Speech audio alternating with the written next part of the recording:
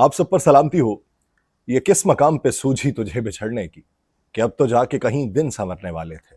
नाज़रीन, मैं हूं यासिर रशीद और आप मेरा व्लॉग देख रहे हैं। नाज़रीन, पाकिस्तान तहरीक इंसाफ के रहनुमा फ़ारूक हबीब जो हैं वो अब पाकिस्तान तहरीक इंसाफ के नहीं रहे। इस्तेहकाम पाकिस्तान पार्टी में शामिल हो गए। इस्तेहकाम पाकिस्तान पार्टी में उनकी शमूलियत के ऊपर बड़ी हैरत अंगेज बातें हो रही हैं, हैरत का इजहार किया जा रहा है। उसके अलावा बहुत सी और बातें हो रही हैं कि बहुत ज़्यादा प्रेशर बनाया गया, जिसकी वजह से वो पार्टी को छोड़ने पर मजबूर हुए और बाद में इस्तेहकाम पाकिस्तान पार्टी के अंदर शामिल हो गए।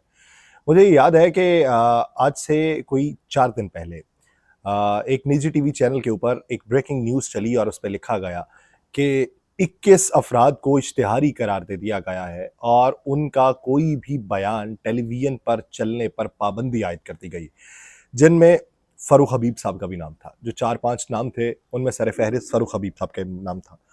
और फिर उसी निजी चैनल के ऊपर मैं ये भी देखता हूँ कि फ़ारूक हबीब साहब इस्तेहकाम पाकिस्तान पार्टी के दफ्तर के अंदर जाते हैं और वहाँ पे बैठ के बातचीत करते हैं और वो कहते हैं कि मैं पार्टी को छोड़ रहा हूँ।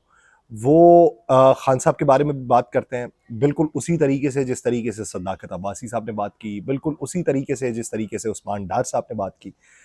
ये सिलसिला क्या यहाँ पर रुक चुका है या नहीं रुका? मुझे फ़ारूक हबीब साहब का उस दिन से ही अंदाज़ा हो चुका था कि उनके बारे में बयान आएगा। जब बयान आया उस्मान डार साहब का, और उस्मान डार ने कोर कमेटी के अंदर तफरीक करते हुए नामों का ऐलान किया था और उन्होंने ये कहा था कि मुराद सईद, अली अमीन गंडापुर, फ़ारूक हबीब, शीरी मज़ारी, इस तरह के जो लोग थे वो इदारों से टकराव वाली सियासत पर यकीन रखते थे और उसी तरह के मशवरे खान साहब को दिया करते थे, जबकि दूसरी तरफ वो कुछ और नाम रखते थे। जब उन्होंने ये बातें की और बाद में खबर ये आई कि फ़ारूक हबीब साहब रुपोश हो चुके हैं, जो रुपोश हुए वहाँ से भी रुपोश हो चुके हैं, तो फिर वहाँ से अंदाज़ा हो चला था कि फ़ारूक हबीब साहब अब पाकिस्तान तहरीक इंसाफ से लाताल्लुकी का ऐलान कर देंगे।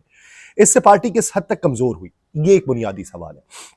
जो हैरत का इजहार पहले किया जाता था वो अब रफ्ता रफ्ता कम क्यों पड़ता जा रहा है, मांद क्यों पड़ता जा रहा है? क्या हालात तब्दील होते जा रहे हैं, लोगों को सहूलियात मिलती जा रही हैं, लोगों के लिए आसानियां पैदा होती जा रही हैं, इसलिए लोगों को इन खबरों से कोई शगफ नहीं रहा, या फिर वजूहात कुछ और हैं, या हालात के इतने ही मारे हुए लोग हैं और लोगों को सिर्फ और सिर्फ अपनी पड़ी हुई है, उन्हें नहीं मालूम कि कौन किस पार्टी में है, कौन किस पार्टी से जुदा होता है, कौन मुल्क में वापस आ रहा है, किसका इस्तेकबाल किस तरीके से किया जाएगा, किसको कितना पैसा मिलेगा। अवाम इससे शगफ रखने लगे हैं या इससे लाताल्लुकी का ऐलान करने लगे हैं? ये वो बुनियादी सवाल है। मौजूदा सूरत हाल के तनाजुर में ये फ़ारूक हबीब पे सिलसिला नहीं रुकने वाला। आने वाले दिनों में आपको कुछ और भी नाम सुनने को मिलेंगे। ऐन मुमकिन है मुराद सईद साहब का नाम हो कि जिनके बारे में ये कहा जाता है मुख्तलिफ औकात में कि मुराद सईद साहब जो हैं पार्टी को लीड करने की सलाहियत रखते हैं खान साहब के बाद, और मुराद सईद साहब ही का नाम अब मंजर आम पे आया और मुराद सईद साहब भी लाताल्लुकी का ऐलान करते हैं। फ़ारूक हबीब साहब के बारे में मुझे याद है अच्छे तरीके से कि फ़ारूक हबीब साहब के ऊपर एक मौका ऐसा था जब तहरीक अदम एतमाद के बाद का दौर चला, तो कहा ही जाता था कि फ़ारूक हबीब साहब को टिकट भी नहीं मिलेगा।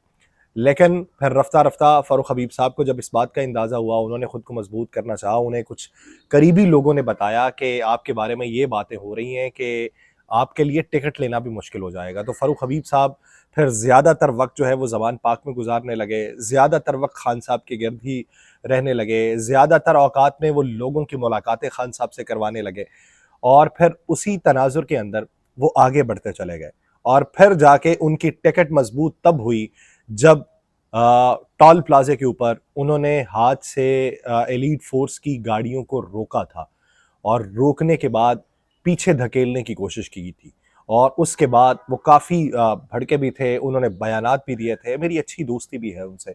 बयानात देने के बाद उनकी पोजीशन मजबूत हुई थी। पोजीशन मजबूत होने के बाद तब उनके बारे में कहा जाने लगा कि हाँ, अब बात है, अब फ़ारूक हबीब को टिकट मिलेगा। लेकिन जब टिकट्स की बंदर बांट हो रही थी तो उसमें भी फ़ारूक हबीब का किरदार कम था, ज़्यादातर दूसरे लोगों का किरदार था। उसमें भी उनको अहमियत टिकट्स की बंदर बांट में नहीं दी जा रही थी। अब रफ्ता रफ्ता जब चीज़ें चेंज होना शुरू हुई, 9 मई का वाक़या हुआ, उसके बाद वो गायब हुए, प्रेशर बिल्ड होना शुरू हुआ। प्रेशर जो बिल्ड हुआ उसमें अभी कुछ दिन पहले के ही उनके ट्वीट्स हैं जो उनके अपने सोशल अकाउंट ट्विटर से किए गए हैं, اور اس سے انہوں نے خان صاحب کے بارے میں باتیں کی جس میں ان کا یہ بھی کہنا تھا کہ ظلم و فسطائیت کا یہ دور ختم ہو جائے گا. اس میں ان کا یہ بھی کہنا تھا کہ ضمانتیں نہیں مل رہی لیکن انشاءاللہ اللہ رنگ دکھائے گا اور ایک دن وہ واپس ضرور آئے گا. جب خان اس طرح کی باتیں ان کے اپنے ٹویٹس کے اندر موجود ہیں. اگر تو یہ ساری باتیں جو انہوں نے کل کے میڈیا چینل پہ انٹرویو کے دوران استحکام پاکستانی پارٹی میں شمولیت کے وقت دی ہیں، اگر اس میں حقیقت ہے تو پھر وہ ٹویٹس کی حقیقت بیان کریں. اگر ٹویٹس میں حقیقت ہے تو پھر یہ جو ڈھونگ رچایا گیا ہے اس کی حقیقت بیان کی جائے. آنے والے دنوں میں عین ممکن ہے آپ یہ بھی خبر سنیں کہ خان صاحب پارٹی کو ختم کر چکے ہیں.